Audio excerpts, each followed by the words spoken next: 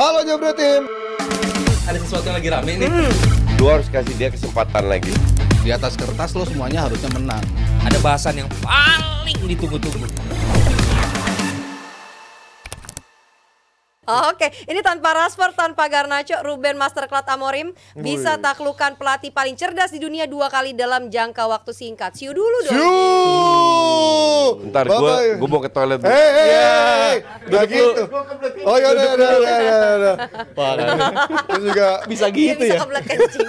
Hei, cuma lu di sini yang lagi live bisa izin ke WC anjing. Pertama kali gue ngeliat begini Kalau live. kita tuh tapping aja mikir-mikir mau ke WC, nungguin ada nahan kencing dia. Gue mau ke WC dulu serius. Kasih Oke. kencing Panji 2 menit sebelum mulai. Ya, ini gua makanya 2 menit sebelum mulai kencing dulu. Oke, Jal, kita ngomongin dulu. Ini justru secara line up mungkin masih orang kaget juga. Oh, masih ada Maguire di sana main. Terus juga Dalot lebih dipilih daripada seorang Malaysia. Menurut lu kemarin gimana line up? Apa ini udah kelihatan mendekati 80% atau 90% line up terbaik di bawah Amorim menurut lu? Menurut gue udah makin mendekati. Dengan yang ada ya maksudnya. Iya, udah makin mendekati yang mana dia udah betul dalam ngambil keputusan pemilihan line up karena ada beberapa pemain kayak contoh Garnacho juga beberapa pertandingan terakhir kan dia nggak perform gitu. Dan menurut gue sangat layak untuk dia dicadangkan walaupun kemarin juga berkembang isu-isu liar ya soal Garnacho di sebelum pertandingan, tapi gue rasa dia memang sangat layak untuk nggak dijadikan starter dulu di beberapa pertandingan yang akan datang. Tapi di opsi-opsi pemilihan lain ya Mason Mount gue rasa cocok untuk sistem ini, namun sayang kemarin cedera lagi. Dan Cuman nasib tidak cocok sama dia ya. nasibnya nggak pernah cocok Emang dan gue cedera rasa mulu. kayaknya dia nggak pernah akan survive lagi untuk injury free sepanjang satu musim gitu. Ini harus pinter-pinter dikontrol. Tapi kalau untuk lini belakang menurut gue ini opsi terbaik yang mereka punya mas, justru mas. Yang mana kombinasi Lisandro Martinez, Harry Maguire dan De Ligt itu menurut gue saling lengkapin gitu. Ini lebih balance karena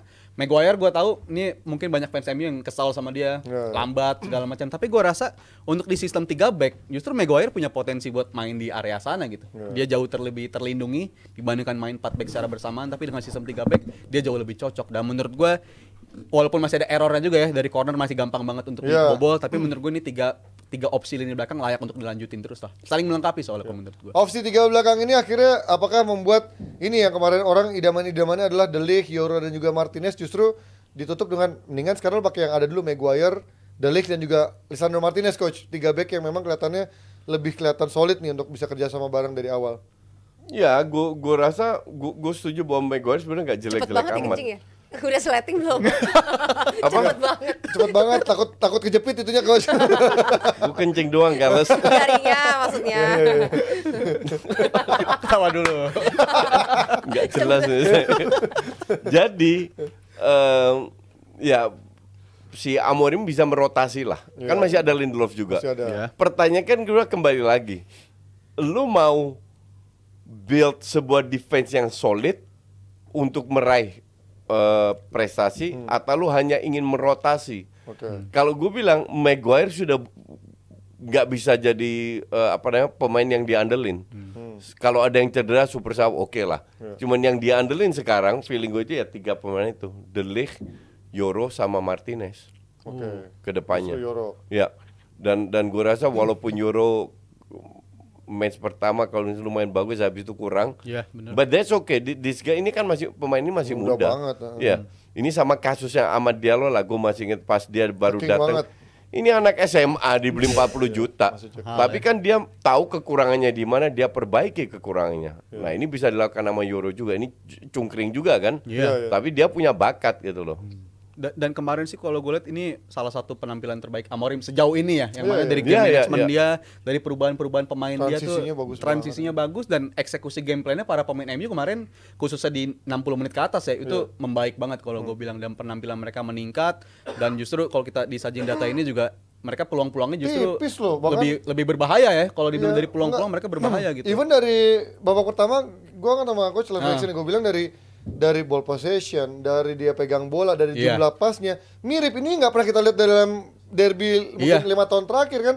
Even dia dibawa oleh menang di bawah Ten Hag menang Piala FA, tapi secara ball possession, secara shots dan lain-lain jauh. Pattern gitu, sih, pola bermain, pattern bermain Lebih itu jelas. kemarin jelas banget. Dan ini pattern yang diinginkan oleh Amorim, main seperti ini. Iya. Dan gue nonton lawan Arsenal, gue nonton lawan Forest. Ini gue harus nonton, mau nggak mau, karena gue kerja. Tapi patternnya itu kelihatan, tambah lama tambah kelihatan bahwa ini yang diinginkan oleh Amorim. Iya. Dan kalau ngomongin pola lagi kelihatan kok kalau di eranya Ten Hag tuh mereka nyoba build up, mereka ngelakuin gitu. Tapi ketika hilang bola kan transisi dari lawan tuh mudah banget untuk nembus MU. Dan sekarang lagi mulai untuk diatasin dan gua rasa sih udah mulai berkurang. Maka gitu. dari itu Garnacho sama Rashford dicoret. Itu paling keputusan salah satu terbaik dari Amorim sejauh ini, nyadangin Garnacho kalau menurut gua. Karena sama sekali nggak perform dalam beberapa pertandingan terakhir dan justru kemarin tiap kali MU coba build up dan masuk ke area City, menurut gua selalu ngerasa kayak ini kayak bisa bikin peluang berbahaya nih, dan terbukti MU malah makin meningkat sampai akhir. Dan gua rasa 2 gol di akhir itu emang mereka layak dapat sih. Itu reward buat mereka banget, kerja keras sepanjang 90 menit, dan gue rasa kemenangan yang justru layak buat MU kemarin. Enggak lah, harusnya seri kalau gue bilang sih. Menang coach kalau menurut Cuman karena individual error aja mereka bisa menang. Tapi di babak kedua emang City nyaris nggak ada peluang yang benar-benar batasin. Babak kedua ya. Kelihatan agak lebih mengerikan untuk nyaris-nyaris kan. Iya.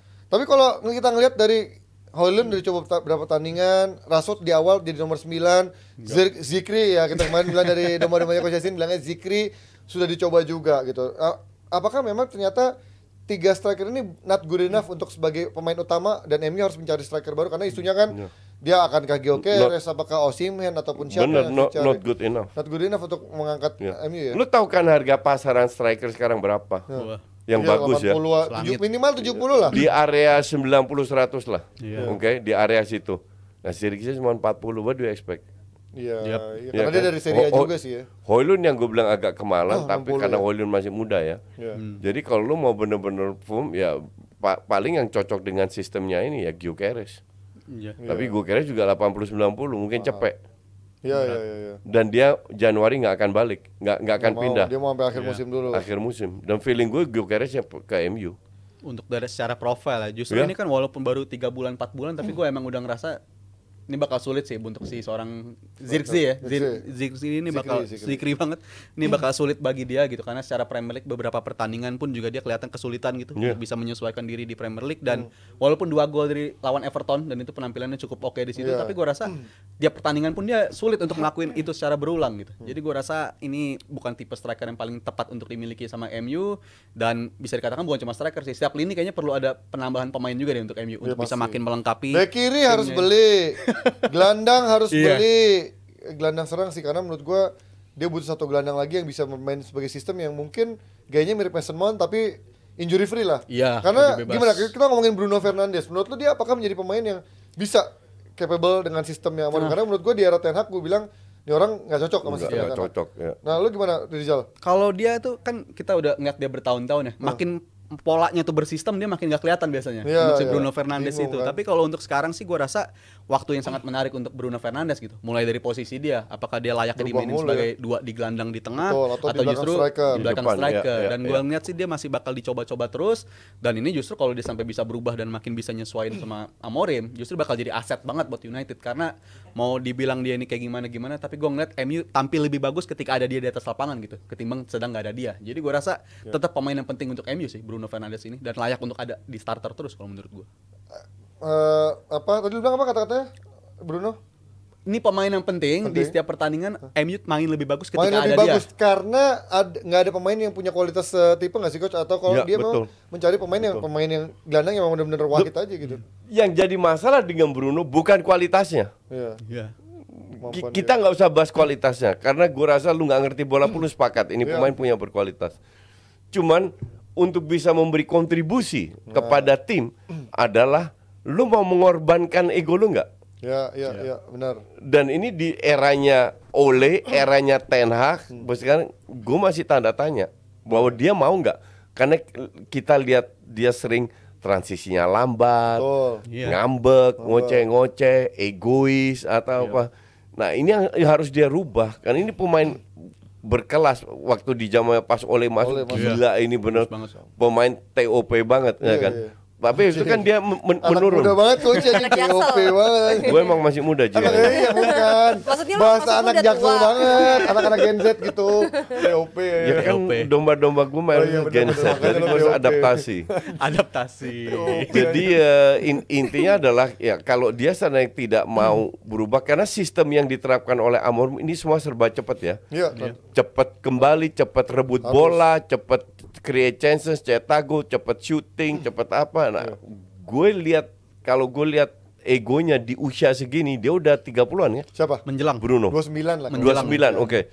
Nggak yakin gue dia bisa atau mau adaptasi. Berarti lebih kelar lagi dong untuk seorang Casemiro, Eriksen. Itu 2 kelar. Nah, itu kelar. Karena pasti dengan tadi yang dibilang kata coach dari transisi, cara main, decision making cepat, dia butuh pemain yang punya power dan punya stamina dan juga fisik bagus pasti kan. Itu tadi yang lu sebutin Casemiro, Eriksen sebenarnya masih oke juga lah, tapi dalam artian udah makin tergerus usia dan kalau MU mau bersaing di papan atas, gua rasa harus cari pemain yang setipe sama mereka tapi usianya jauh lebih muda gitu. Karena kontribusi mereka itu sebenarnya masih penting, tapi kelihatan sendiri Casemiro main bagus tapi selalu ada errornya. Sedangkan Eriksen kapan terakhir kali kita ngeliat dia tampil konsisten 90 menit gitu. Kalau satu babak sih oke. Jadi gua rasa dua pemain profil semacam Casemiro dan Eriksen ini masih penting. Jadi penting bagi MU untuk nyari di musim depan tuh 2 gelandang buat pengganti mereka berdua. Kalau Mason Mount menurut gue ya tadi nggak bakal bebas dia dari injury sepanjang musim kalau menurut gue. Kayaknya udah terkutuk dia. Nah, sementara di belakangnya tadi kita ngomongin Bruno juga kayaknya masih dicoba. Tapi kayaknya satu posisi bakal pelan-pelan menjadi milik Ugarte. Tinggal satu nih, apakah dia akan ditemani Mainu? Apa di sana akan Bruno atau mungkin dia masih akan mencari lagi untuk pendampingnya seorang si Ugarte yang emang pernah menjadi anak asuhnya di Sporting. Ugarte sih kelihatan makin meningkat ya sejak ada Amorim, bahkan sejak ada Van Nistelrooy sejak dia diduetin sama Casemiro tuh meningkat. Jadi gua rasa dia bakal makin dapetin kepercayaan di tempat reguler di starting lineup United, tinggal pendampingnya aja. Mainu udah jelas dia punya kualitas, tapi gua rasa gua nggak pernah inget dia tampil 3 game beruntun main bagus gitu. Mainu tuh susah untuk ngelakuin itu kan. Turun banget Mainu ya. Dia masih muda juga. Masih muda. That's why menurut gue penting bagi MU untuk ngakalin hal itu. Untuk Bruno, walaupun kita pertimbangkan dia mainnya bagus di mana atau di sini sebagai number 10 atau sebagai gelandang paling dalam, ya gue rasa dia harus berkorban dan harus siap kapanpun dia diminta sama pelatih main di posisi apapun itu menurut gue. Gimana coach? Apakah Mainu terlalu cepat untuk dipaksakan jadi pemain utama week by week atau mencari pelan-pelan aja dia dimunculin? Lu tetap butuh rotasi dalam arti kalau seandainya ada yang cedera. Jadi pemain harus diberi kesempatan di beberapa posisi agar mereka oke lah. Berarti tandem terbaiknya Ugarte menurut tuh Mainu apa Bruno di 2 gelandang yang double itu? Pada saat ini sih gue bilang Bruno. Bruno ya, mau ya. Cuman tetap sekali-sekali kasih kesempatan ke Mainu biar kalau ada salah satu cedera dia udah siap gitu loh. Nah sekarang problemnya kalau Bruno bersama si Ugarte, siapa satu pemain lagi yang sektor kiri? Karena kan Mount, kita nggak akan menghitung Mount nih sekarang. Gue udah nggak akan ngitung Mount lagi karena dia orang udah kayak orang utara gue ya, dia orang nggak pernah muncul gitu kan. Siapa coach? Karena kan kita tahu sekarang Garnacho sama Rashford lagi diasingkan sejenak. Kita nggak tahu di next match seperti apa. Siapa yang kira-kira akan ada di sana cocok? Karena Anthony kayaknya lama-lama jadi wingback nih. Bisa jadi. Udah kayaknya bukan ada di sana. Gue rasa dia bisa coba Anthony di sana. Tapi kan sektor kiri nggak mungkin dong Anthony di kan belakangnya. Ya United kan dia kaki kanan kan. Kiri. Iya. Dia bisa dicoba sebagai pemain yang di belakang striker. Lu lihat gue kasih contoh Rafinya. Oh iya. Waktu awal di kanan terus kan. Di belakang striker juga. Nah pada saat dia main di belakang striker lebih bagus daripada dia main di sayap. Bahkan di era Xavi loh. Yang terseok-seok. Jadi nggak ada salahnya. Karena itu dia akan lebih dapat banyak space. Baru lu uji. Ini pemain punya visi atau enggak. Jadi nggak ngandelin skill aja. Karena stoknya juga nggak banyak, that's the problem. Dan Mount cedera terus. Paling cocok kan Mount. Atau Zikri nggak mungkin ya jadi nomor bisa jadi nomor 10. Gue sih nggak yakin. Karena dia emang bukan pelari, bukan yang kerja keras ngejar bola ya. Menurut gue masalah MU di sisi kiri itu jauh lebih berat ketimbang sisi kanan ya. Kalau sisi kanan tuh Amad Diallo bisa diotak-atik lah. Cuman kalau Diallo cedera sih itu jadi masalah. Siapa yang bisa kasih Diallo? Anthony. Anjir. Jomplang. Tapi gue suka kemarin ngeliat ada perpaduan Anthony sama si Diallo tuh kayaknya oke. Mereka punya harmonisasi yang cukup bagus untuk kedepannya. Walaupun memang nggak dalam 90 menit ya mungkin Anthony taruh sana. Atau mungkin di area kiri gue masih mau coba Rashford lagi sih coach kalau menurut gue. Tai lah. Ketimbang Garnacho mas. Ketimbang Garnacho atau Rashford. Gue mendingan Garnacho kemana-mana sih. Tapi gue mending Garnacho daripada Rashford. Kerja menurut gue penting. Gue bukan fans Garnacho, tapi kalau dibanding Rashford mending Garnacho. Rashford kan jelas naik turun ya. Tapi dalam sejak era Amorim gue rasa lebih banyak turunnya daripada naiknya. lebih mendingan Rashford sejauh ini sejak ada Amorim ya, tidaknya. Umurnya berapa Jal? Umurnya udah 27, gajinya 300.000. Dan setelah dia main bagus pasti ada turunnya juga. Dan itu udah terbukti banyak banget. Jadi gue rasa sampai separuh musim at least Rashford masih akan layak dicoba terus. Dan justru gue kaget kalau bisa sih mas tiap minggu nonton Dalot di posisi itu. Lah itu capek banget gue lihat. Gue bilang Malaysia dari kemarin. Ini gue gak ngerti pemain ini gak punya otak apa dan gimana. Selalu kan dia selalu di posisi itu. Menurut gue itu posisi yang tapi lu lihat gak coach kemarin juga. Kayaknya instruksi dari Amorim lu jangan maju ke depan karena dia cuma berani sampai setengah lapangan dia pasti nahan situ. Bukan kayak Dalot yang dulu yang takut counter kan. Iya. Di bawah Amorim kan gue bilang di Portugal itu mereka fokus ke defense, tengah baru depan. Jadi serangan itu prioritas ketiga. Jadi kayak nggak dalot banget ya. Maksudnya dia kan biasanya lari-lari mulu gitu ya. Dan itu pun masih ada errornya. Itu memang budayanya pelatih Portugal kayak begitu. Lu you name it lah, pelatih dari Portugal, Mourinho lah. Si Santo lah yang Wolves itu. Jadi sampai mereka fokus ke defense dulu. Tapi satu sisi kan, tapi kalau lihat sisi kanannya Mazraoui baik-baik aja coach. Dia tetap ke depan kan. Justru karena Mazraoui baik-baik aja, nggak boleh dua-dua terlalu menyerang. Nah ini kita ngeliatin seorang Amorim masterclass, bahkan saat tertinggal berani main menyerang. Apakah ini menjadi titik terang jalan menurut lo buat MU? Karena kan orang masih selalu bilang baru lagi minum nih. MU itu telan dulu. Euforia sesaat doang. Sesaat doang, konsistensinya nggak ada. Tapi kalau ngeliat ini apakah ini akan menjadi akhirnya bisa sedikit menjawab lah untuk keraguan dari fans MU. Menurut gue udah cukup menjawab ya, walaupun ada periode yang selalu dia bilang badai tetap bakal datang gitu. Amorim sendiri yang ngomong badai bakal datang, tapi menurut gue bakal ada honeymoon period lagi, bakal naik lagi untuk si Amorim bersama United. Tapi itulah ujian buat fans MU, jangan sampai sentimental ngerasa ini kayak pemain ini layak lanjut lagi nih untuk musim depan. Buang-buangin aja. Tetap walaupun dia mainnya bisa bounce back, bisa bagus lagi konsisten selama at least sampai akhir musim, tetap menurut gue tetap harus cuci gudang juga sih squad ini. Nggak bisa diandelin menurut gue. Ya, sebenarnya Amorim sukses atau tidak tergantung cuci gudang. Betul. Itu sih dengan pemain yang dia datangkan sesuai dengan keinginan dia. Kalau itu bisa dilakukan sama Ineos, gue rasa Amorim bisa sukses. Dan terlepas dari poin mereka di akhir musim ya, walaupun mereka sukses at least ngejar sampai 4 besar, menurut gue udah banyak bukti ini pemain nggak bisa dipercaya lah mayoritas dari mereka. Jadi tetap harus kan udah bilang berkali-kali harus dibuang semua. Apa Roy Keane bilang Rashford udahlah jual aja. Roy Keane lo bilang mau dia anak lokal, didikan Manchester Bread lah, mau apa jual aja, karena nih pemain memang sudah bikin kita selalu PHP lah ibaratnya istilahnya kalau dalam bahasa Inggris kayak gitu kan. Oke, kita dari MU sudah cukup karena sudah memasuki hampir jam 9, kita akan memasuki mode timnas Tunis. Oke, sebelum timnas Ina kita bacain dulu ini banyak yang nyawer dari fans L Studio, berarti fans lo Ji. Rp50.000. Udah mulai melekat nih yang studio di mana-mana. Iya, kalau tadi pada komen L toilet gitu ya Coach. Dapat baru. Langsung aja cepet ya ampun. Coach mau nanya, gimana sih lo fansnya L Studio tapi nanya ke toilet, L toilet. Coach mau nanya gimana pendapatnya soal netizen Indo yang nyerang kolom komentar IG-nya Vlahovic kemarin setelah marah-marah sama Jay Itzes hari Sabtu kemarin. Biasa lah itu netizen. Gak lebay lah. Itu biasa. Dan diserang. Dan Jay Itzes bisa raih 1 poin lawan Juve away di kandang Juve. Dan dia cetak gol. Apa lo harus nikmati itulah. Jadi tapi kan mereka juga lakukan ke Twente, ke mana-mana. Semua dapat. Tapi kalau ke Twente malah nyerang pemainnya juga sih. Emang bego-bego netizen kita kadang-kadang. Oke, next dari Ballboy Kids Rp100.000. Prediksi top 4 Premier League 1, 2, 3, 4 siapa aja Coach? Enggak ada prediction. Ini bukan tim paranormal ini.